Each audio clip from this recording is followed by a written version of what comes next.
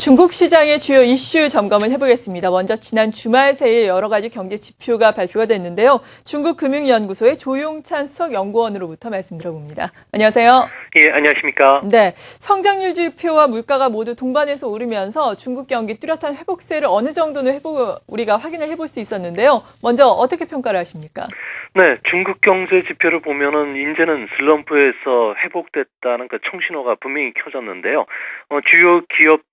주요 경제 지표 중에서 눈여겨봐야 될 것은 기업 간 거래 가격이 뚜렷이 회복이 되고 있다는 점입니다. 생산자 물가 지수가 마이너스 2.2로다가 전월보다는 0.6%포인트 하락폭이 축소가 됐는데요.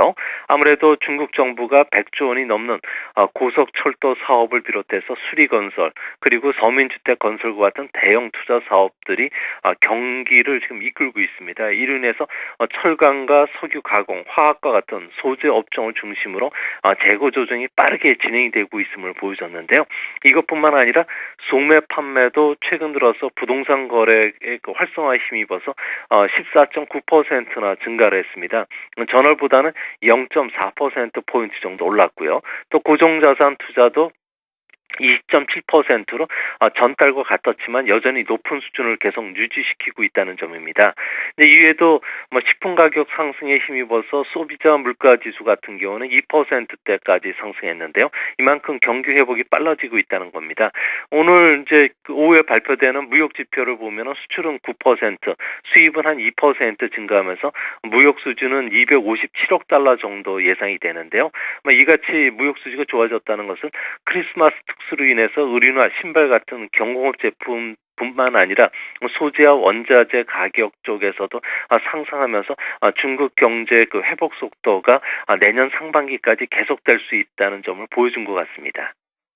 경기 회복이 빨라졌다라고 평가를 해주시면서 여러 가지 경기 회복을 이끌고 있는 업종군들에 대해서 산업군들에 대해서도 도움 말씀을 주셨는데요.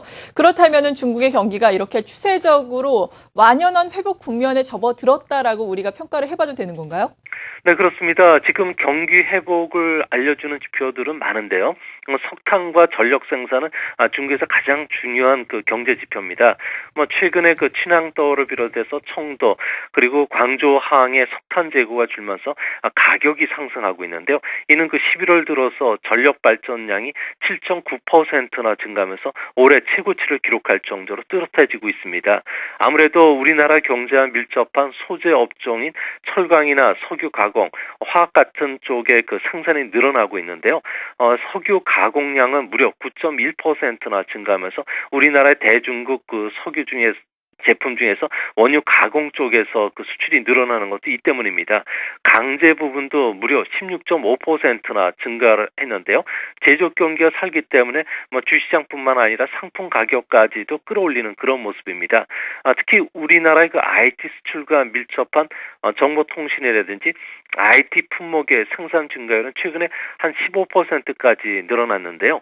LCD라든지 스마트폰과 관련된 디지털 제품의 수출뿐만 아니라 중국의 매출도 늘어나고 있기 때문에 우리나라가 4G 핸드폰뿐만 아니라 그 스마트폰 관련 부품 그리고 에너지 절약형 보조금 지급으로 인해서 가전 하향과 같은 LCD 그 디지털 가전 부분의 대중국 수출이 계속 늘어날 것으로 보여집니다.